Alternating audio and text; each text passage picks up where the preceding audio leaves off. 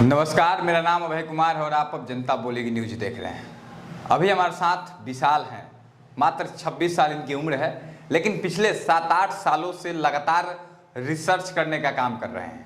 बिहार के हैं, छपरा के हैं और छपरा जैसे छोटे शहर से आकर के इतनी ज़्यादा डेवलपमेंट इनके माइंड की है कि अगर चाहें तो किसी भी चीज़ को अगर इनको बता दिया जाए तो ये जनरेट करके उसको तैयार कर सकते हैं। किसी भी चीज़ को, बहुत सारी चीज़ों को इन्होंने आविष्कार भी किया हुआ है, हालांकि आप इनको अभी तक नहीं जानते होंगे। यह हमारे बिहार का दुर्भाग्य है, यह हमारे देश का भी दुर्भाग्य है कि एक नौजवान दिन रात एक करके प्रयास कर रहा है कि लाखों लोगों को एक साथ रोजगार दिया जाए, लाखों लोगों की विकास कर दिया जाए। बिहार जो हमारा सबसे पिछले स्तर पर आता है और बिहार टॉप पर चला जाए, लेकिन कहीं मंच नहीं मिल रहा है, ना कोई इनको बुलाता है। मंत्रियों के पास जाते हैं लगातार, लेकिन मंत्रियों की तरफ से भी इनको कोई रिस्पॉन्स नहीं मिलता है। इस बार इन्होंने एक ऐसा जुगाड़ बनाया है, मुझे लगता है कि उस चीज़ पर अगर भारत सरकार या बिहार सरकार नज़र दे तो मुझे लगता है कि बिहार का और भारत का भी कल्याण हो जाएगा। जीडीपी एकदम हाई हो जाए। अमेरिका हो गया, चाइना हो गया, इन सभी देशों से बहुत पीछे हो जाता है, इन सभी देशों से भी आगे निकल सकता है। विशाल, सबसे पहले बहुत बहुत स्वागत है आपका। सबसे पहला सवाल ये लेंगे कि आपने इस बार, चूंकि आपने इससे पहले भी बहुत सारी चीज़ों को बनाया है, लेकिन इस बार आपने क्या बनाया है जिससे मुझे लगता है कि बिहार के लोगों का कल्याण हो जाएगा अगर उसको बिहार सरकार अगर अपनी नज़र पे ले तो? क्या बनाया है आपने? मैंने आर्टिफिशियल इंटेलिजेंस बनाया है, मैं रिसर्च कर रहा हूँ। तो आर्टिफिशियल इंटेलिजेंस को आप आर्टिफिशियल सुपर इंटेलिजेंस भी बोल सकते हैं और आर्टिफिशियल जनरल इंटेलिजेंस भी बोल सकते हैं। मतलब वो आर्टिफिशियल इंटेलिजेंस इंसानों की तरह सोचेगा, इंसानों की तरह तर्क वितर्क करेगा, और वो जो संभावना है normal AI 1 minute 10 second 15 second में देता है, वो तुरंत जवाब देता है, उसका प्रॉम्प्ट जनरेट करके आंसर दे देगा आपको। मतलब अगर आप किस चीज़ को उसमें डालते हैं तो 1-2 सेकंड में दे देगा जवाब? हाँ, 1 सेकंड 5 मिली सेकंड के अंदर वो आंसर देगा। हाँ, सेकंड मिली सेकंड में देगा। इसको आपने कब बनाया? इसको पे मैंने रिसर्च पिछले दिसंबर से ही शुरू कर दिया था, दिसंबर 2024 से। अभी मेरे पास प्रोटोटाइप उसका रेडी हो गया। कितना समय लगा लगभग इसको बनाने में आपको? मतलब रिसर्च मानिए तो रिसर्च 3-4 सालों का है, और बनते बनते प्रोटोटाइप रेडी होते होते दिसंबर तक प्रोटोटाइप, अभी जनवरी तक प्रोटोटाइप रेडी हो चुका है। अब आप क्या चाहते हैं? जैसे आपने तो बना दिया इस चीज़ को, आपने बहुत मेहनत किया, बहुत दिमाग लगाया, बहुत पैसे भी खर्च किया होगा आपने इसके पीछे, क्या चाहते हैं आप अब आगे? मैं चाहता हूँ इसको बिहार में एग्जीक्यूट किया जाए, क्योंकि बिहार में एक इससे फ़ायदा डायरेक्ट और इनडायरेक्ट 5 लाख जॉब क्रिएट होगा। बिहार का जीडीपी जो अभी 97,000 करोड़ का है, बूस्ट होगा 25 से 30 लाख करोड़ के आसपास चला जाएगा इस जॉब के कारण। मतलब लगभग 5 लाख लोगों को रोजगार मिल सकता है इसमें। हाँ।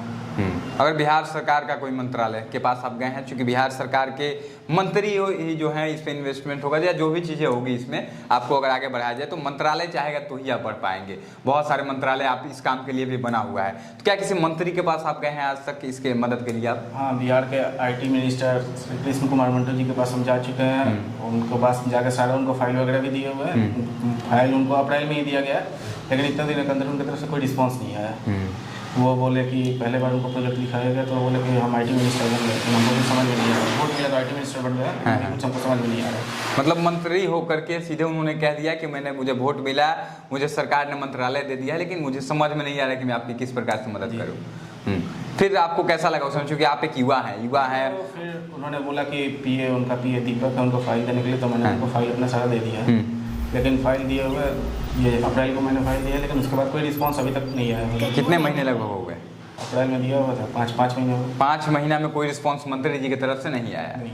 एक बात बताइए, आप इसके अलावा भी कई सारे मंत्रियों के पास प्रयास कर रहे हैं लगातार कि आपकी बातें जाए। मैं चाह रहा हूं कि जितने भी लोग सबसे पहले इस वीडियो को देख रहे हैं, इस वीडियो को आप लोग शेयर कीजिएगा, ताकि एक युवा जो कि लगातार कुछ ना कुछ आविष्कार करने का प्रयास कर रहा है, कुछ ऐसा कर रहा है जिससे लाखों लोगों को डायरेक्ट और इनडायरेक्ट रूप से रोजगार मिल जाएगा।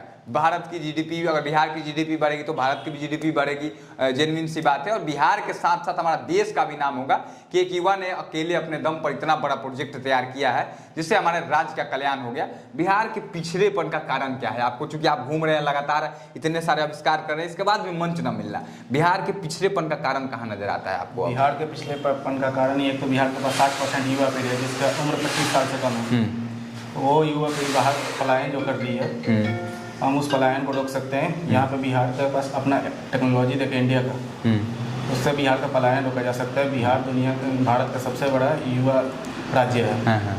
हम उसको पलायन को अगर रोक दें, यहाँ पे स्टार्टअप कल्चर शुरू करते हैं, PPP मॉडल पे सरकार अगर काम करती है, तो बिहार में पलायन रुकेगा, रोजगार बढ़ेगा और बिहार के लोग जो बाहर जाके काम करते हैं वो अपने राज्य में ही काम कर सकते हैं। अच्छा, आप जो कह रहे हैं कि 5 लाख लोगों को इसमें रोजगार मिल सकता है डायरेक्ट और इनडायरेक्ट रूप से, तो क्या ये लोग जो है बिहार में ही रहकर काम कर पाएंगे या फिर इनको बाहर जाना पड़ेगा? बिहार में ही रहकर काम करते बिहार में रह के काम कर सकते हैं। इसका मतलब कि जो भी पार्टियां आज दावा करते हैं कि पलायन रोकेंगे, जैसे सबसे बड़ी पार्टी है जन सुराज, कहती है कि हम बिहार में लोगों को रोजगार देंगे, बिहारियों को, तो क्या जन सुराज के नेता प्रशांत किशोर, जिनके पास अरबों खरबों की संपत्ति है, जिनके पास किसी चीज की कमी नहीं है, अगर वो चाहे तो आपको आपकी जो चीजें हैं यही जनरेट किया है आपने, इसको बहुत अच्छे से विस्तार मिल सकता है, एक मंच मिल सकता है और इसको आप मतलब स्टार्टअप दे सकते हैं आप, तो क्या जन सुराज के नेता प्रशांत किशोर से आपने कभी मिलने का प्रयास किया इसमें मुद्दे पर? प्रशांत किशोर से मैंने एक आदमी को बोला हुआ था, तो वो बोले कि अभी प्रशांत किशोर कहीं घूम रहे हैं, रैली कर रहे हैं, तो उसके कारण वो अभी मिल नहीं पाएंगे, तो उनसे इलेक्शन के बाद ही मिला जा सकता है। देखिए, इस वीडियो के माध्यम से तो आप, मुझे लगता है कि किसी को समझा नहीं पाएंगे कि आपने क्या तैयार किया है, लेकिन स्क्रीन पर आपको पीछे चल रहा होगा इन्होंने जो भी चीज़ें बनाई है, बहुत सारी चीज़ें मैं आपको विस्तार से बताऊंगा तो